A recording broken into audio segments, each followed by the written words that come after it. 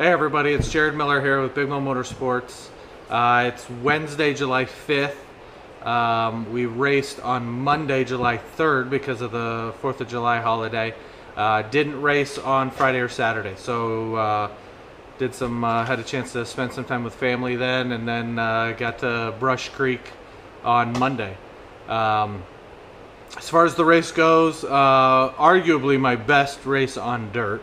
And probably the top 5 best drives I've had in my career, if I could say it that way. We didn't qualify. It was a special format, 2-lap, kind of hot laps, kind of like, all right, just make sure your car's alive, you know. And then we had heat races and then feature races, and the features were 20 laps now instead of 15 laps. So we started the heat races by pill draw. I drew middle of the pack, something or other, so I was scheduled to start 5th in my heat race. One of the guys ahead of me didn't start his heat race, or he started behind me, I don't know. So I ended up starting 4th in my heat race. I ended up starting 3rd because I just moved up our lane. So second row inside. Ran the race pretty good. The heat race, you know, it's not a lot you can do in 8 laps. It's kind of a practice session. Goal is to try not to lose any spots and try to, you know, be as high as you can for the feature race lineups. Ran pretty good. Ended up finishing 3rd, but a decently strong 3rd. Didn't have anybody on my butt, so wasn't too bad. And I was decently okay with the guy ahead of me. So that lined us up for the feature race, and because we had 3 heat races, we had 21 total cars there, I'm told. They're scattered all off, so I didn't count them. But, so because of my 3rd place finish in my heat race, I ended up starting 8th in the feature, out of 21 cars, or 20 cars, I'm guessing. I know at least 1 car crashed in his heat race. But either way, started 8th. On the outside, and the car felt pretty good. So I ran about middle of the track, probably in the first 10 laps, past 3 guys. I think I was up to 5th place.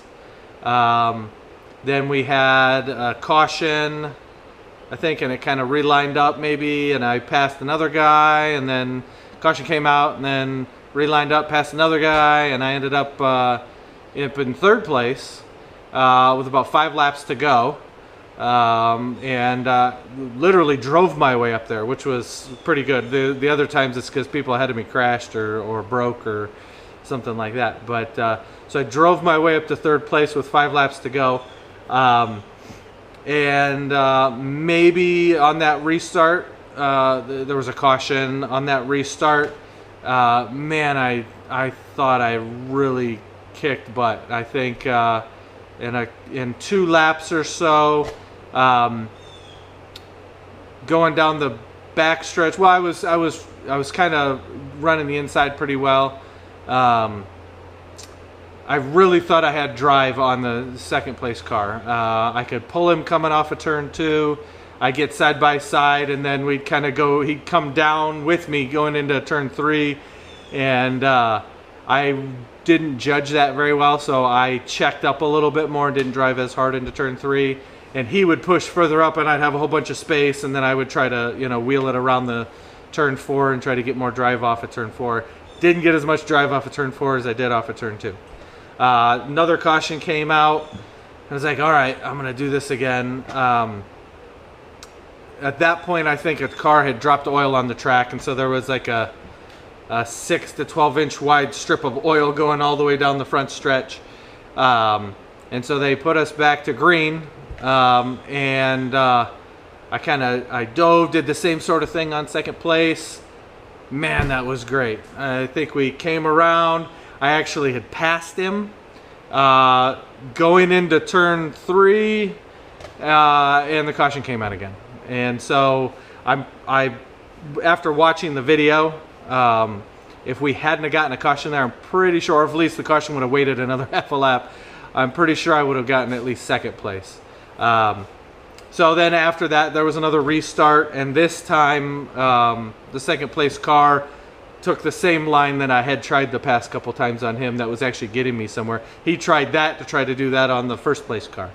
And so I didn't get a very good run on him. We ended up running the last 3 or 4 laps, green flag. I started getting drive back on him after he kind of got a different line going, and got side by side on the back stretch, coming to the checkered flag, went through turn 3 and 4, and ended up coming side by side down the front stretch, and he edged me out maybe by half a car. So I felt pretty good about that. I felt like my car was better driving than his car, and for some odd reason the driver was doing fantastic. So I probably had at least a second place car. I'm not sure about the leader. He didn't really pull away too far from us, at least not as much as he normally does. So I don't know if we had a little something there for the leader or not, but definitely think I had a second place car. So that was fantastic. Really happy about that. I definitely enjoyed the extra 5 laps of the race. I'm not sure if all my competitors did, but I hope they did, because I'd love to see us run at least 20 lap features, if not 25 lap features. And for semi-professional drivers out on the track, that shouldn't be too hard for us to do. But either way, so I came home with a 3rd place finish, but it was a hard fought, and I actually passed everybody, all 5 cars, to get up to that 3rd place. So I thought it was I was pretty happy about that. I hadn't changed anything on the car except for my right rear tire pressure, based on some help from some folks here on YouTube and on Facebook. I upped my right rear tire pressure by 3 pounds, because after my last race, if you remember, my right rear tire was like really hot, maybe twice as hot as my left rear tire. And so we think that maybe I was rolling over, running too low a pressure, and it was rolling the tread over. And so I increased that 3 pounds.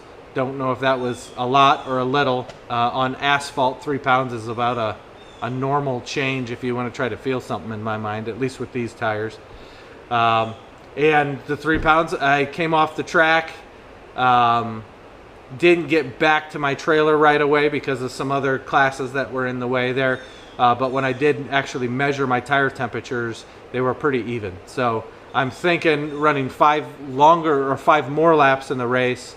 Arguably, I was driving just as hard, if not harder, than I was at the last race.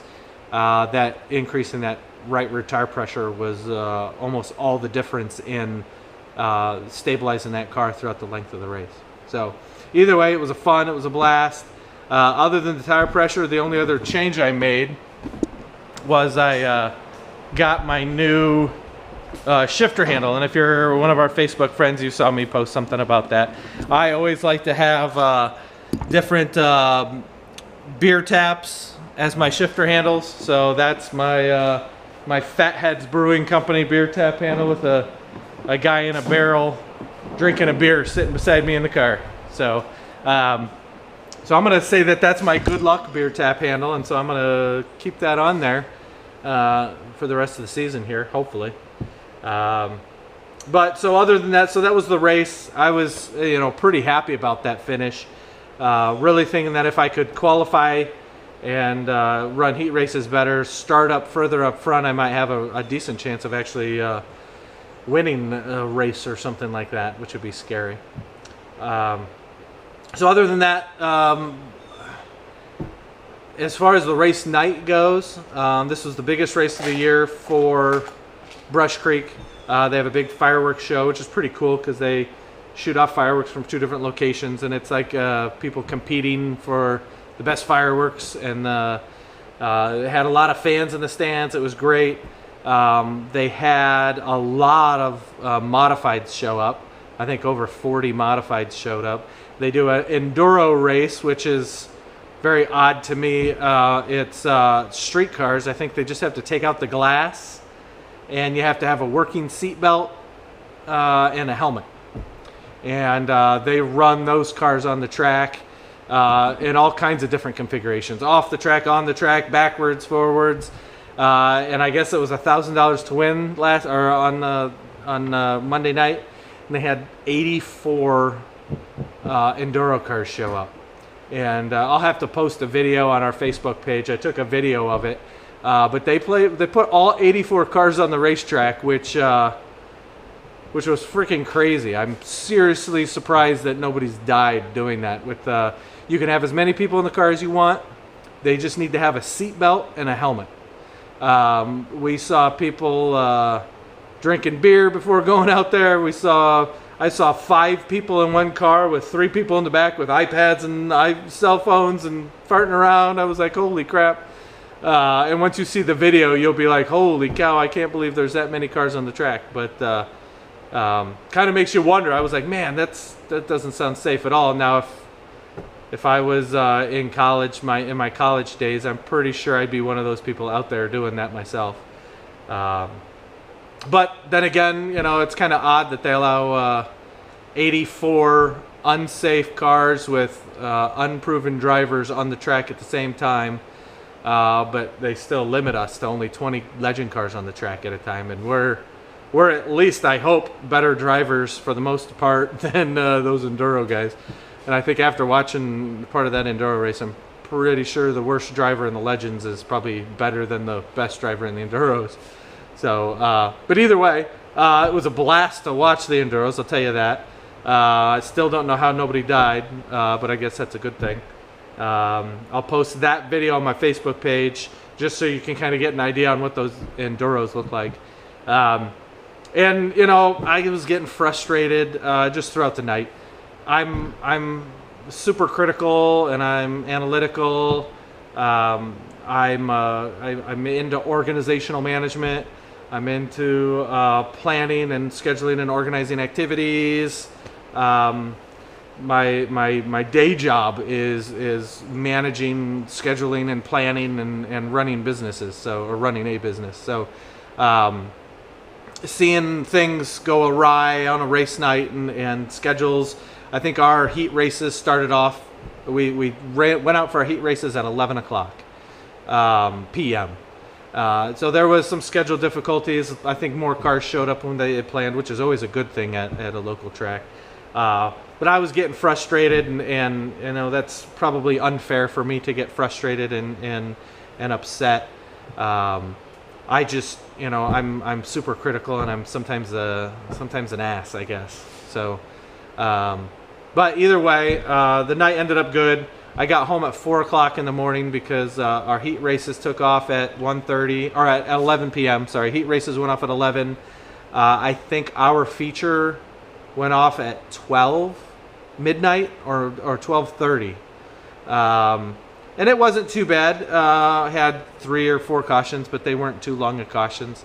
And then coming back, we had 84 of the enduro cars lining the pits, and we couldn't get back into our trailers, so we had to wait a little bit.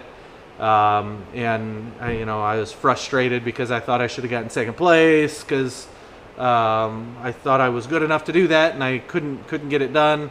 I ended up not leaving the racetrack until 1:30 in the morning, maybe 1:45.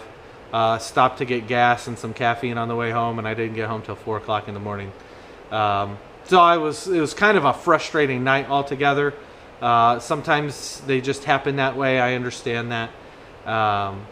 But I hope I didn't offend anybody, I didn't really say a whole lot, but I kind of get worked up about stuff like that. So it was what it was. But either way, most nights aren't like that. It's, I've visited, a lot of racetracks in the U.S. Not just to watch racing, but I've raced at a lot of racetracks. And you can really see a big difference in the different types of way that they run all the different racetracks. And some racetracks are limited, and so therefore they can't offer the same level of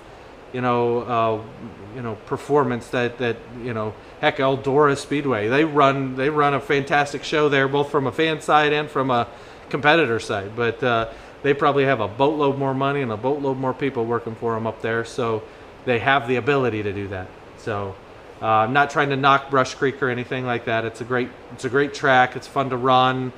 Great group of folks. I know the promoters and the owners are great people.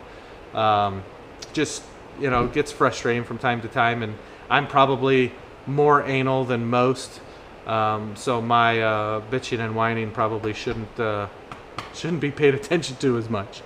But either way, like I said, today's July 5th.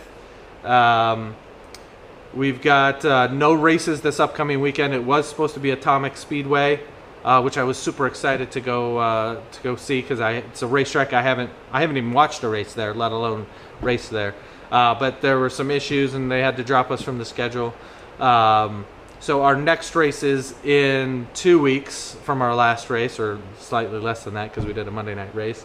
And it'll be back at Brush Creek. And the way I've laid the schedule out on Facebook, it looks like it'll all be Brush Creek until our second to last race will be at Florence, which I'm excited about. I've watched races there, but I haven't raced there before. And then the last race will be at Brush Creek. So I think we might have 5 or 6 more races at Brush Creek, maybe more than that, and then the one race at Florence. But in 2 weeks from now at Brush Creek, I mean, heck, if it ain't broke, don't fix it. So I am not going to mess with the car. I'm going to keep my right rear tire pressure up the 3 pounds from where I had it. And I'm really just going to nut and bolt the car, change the oil filter, and put it back in the trailer. I've already washed it off. It's already good to go. I did my wife actually helped me with my my mid-season cleaning of the uniform and cleaning of my gloves and my balaclavas and all that kind of stuff. So I'm kind of like halfway through the season, I guess, here, and should be good to go.